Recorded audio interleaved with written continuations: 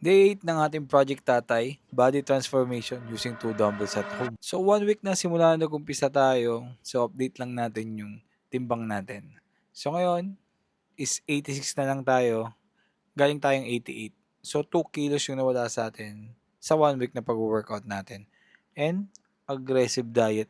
Kuno, kasi kumakain pa rin ako ng madami. So pag-uusapan natin ngayon yung diet lang versus diet plus workout. Kasi napagtanto ko na magkaiba pala talaga yung mangyayari sa katawan mo. So bago natin talakayin yan, pakita ko muna yung ginawa ko sa inyo dahil push day to day.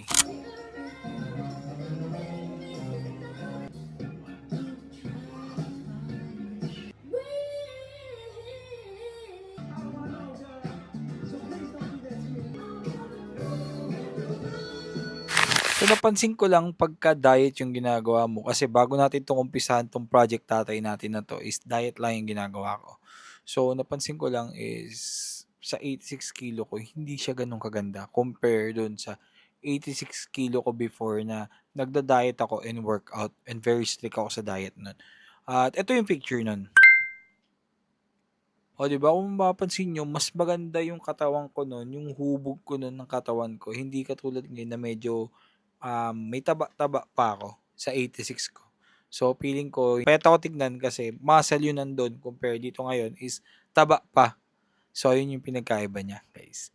So, mas mabigat kasi yung muscle compare sa fats. So, sana nakatulong. Hanggang dito na lang.